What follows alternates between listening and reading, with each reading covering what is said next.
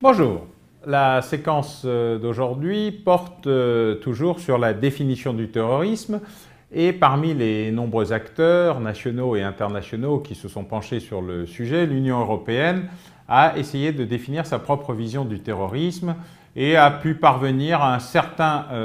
consensus. Certes, la Convention du Conseil de l'Europe de 1977 sur la répression du terrorisme ne contient pas de définition en tant que telle. Il va falloir attendre 2002 pour qu'un premier texte, instrument international, soit élaboré après les attentats du 11 septembre. Et c'est le Conseil européen, le Conseil des chefs d'État et de gouvernement, qui va permettre d'avancer sur cette question.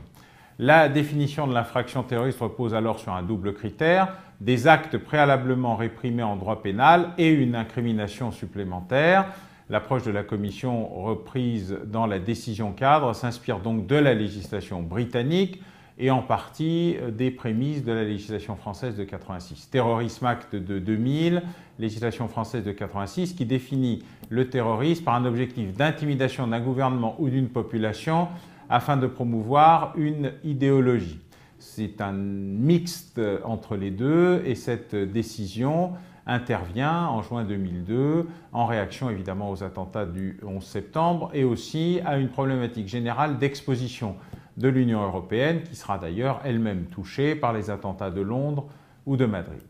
Dans son exposé des motifs, la Commission européenne rappelle que le terrorisme a une longue histoire, mais que ce qui rend le terrorisme particulièrement dangereux actuellement, c'est que la différence des actes terroristes du passé, les effets réels ou potentiels des attaques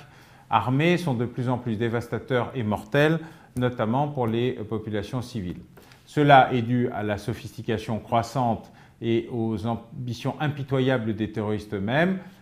comme les événements du 11 septembre l'ont démontré. En tout cas, c'est ce qu'indique le Conseil européen. Cela peut aussi résulter de l'évolution technologique, tant en ce qui concerne le domaine des armes et des explosifs conventionnels que dans des domaines encore plus terrifiants, des armes chimiques, biologiques ou nucléaires. En outre, de nouvelles formes de terrorisme apparaissent. À plusieurs occasions récentes, dit le Conseil européen, des tensions dans les relations internationales ont entraîné une recrudescence d'attaques contre les systèmes d'information. C'est la première fois que le cyberterrorisme prend sa place dans une décision internationale de ce niveau. La déclaration du Conseil européen poursuit. Cette situation nouvelle exige donc un nouveau régime pénal qui doit être distinct du droit commun. L'objectif est de réduire les risques des disparités dans le traitement juridique entre les pays par l'obligation d'une aggravation commune des peines pour les infractions et de favoriser la coopération judiciaire par la création d'un processus d'extradition particulier avec le mandat d'arrêt européen.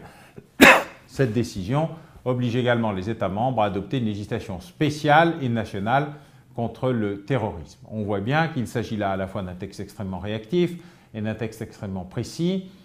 puisqu'il fixe à la fois un niveau national et un niveau européen, un double processus d'identification et de répression, de prévention et de répression du terrorisme. Le cadre s'inscrit largement dans des représentations antérieures, notamment celles issues de la déclaration de la Gomera, issue lors de la réunion informelle du Conseil européen de 1995. Les États membres alors entendaient prendre en compte un terrorisme évolutif, transnational, utilisant des méthodes du crime organisé et profitant de la disparité dans les différents systèmes juridiques nationaux, d'où la nécessité de définir une nouvelle approche tenant compte des liens entre le terrorisme et le crime organisé.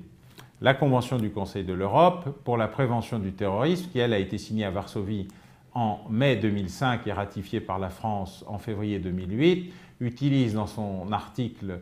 1er la définition issue de la Convention internationale de 1999 sur la répression du financement du terrorisme.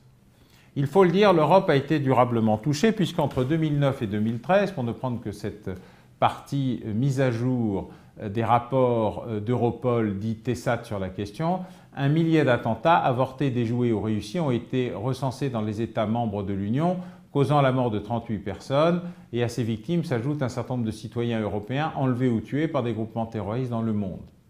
En outre, le phénomène des combattants quittant l'Europe pour mener la guerre sainte, le djihad, en différents endroits du monde, ainsi que la menace pour la sécurité qu'ils pourraient constituer à leur retour sur le territoire de l'UE, sont vraisemblablement destinées à perdurer au cours des prochaines années et donc l'Union européenne s'est donc organisée pour contrôler mieux ou dire qu'elle essaye de mieux faire face à la problématique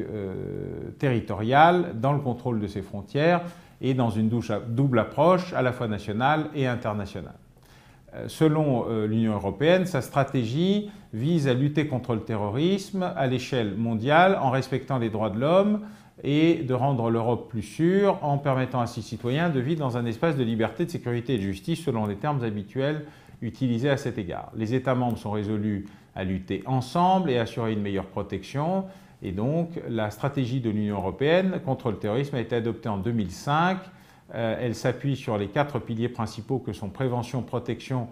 poursuite et réaction, c'est-à-dire l'ensemble du dispositif permettant de répondre aux problématiques terroristes dans un cadre clairement communautaire, tout en s'appuyant aussi sur des dispositifs purement nationaux. C'est un compromis territorial, c'est un compromis procédural, c'est un compromis structurel que détermine la stratégie de l'UE, notamment sur la radicalisation et le recrutement des terroristes, prenant en compte des nouvelles tendances comme les loups solitaires, nous y reviendrons, les combattants étrangers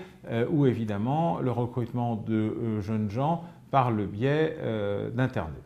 L'ensemble de ces dispositifs est au cœur de l'action menée par l'Union européenne dans un intermède entre les relations bilatérales qui existent entre certains pays et les États-Unis et les actions communautaires, notamment en termes de gestion des frontières, particulièrement dans l'espace Schengen, qui a permis de mutualiser le contrôle de ces espaces et de ces mouvements à l'intérieur d'une partie de l'Union européenne.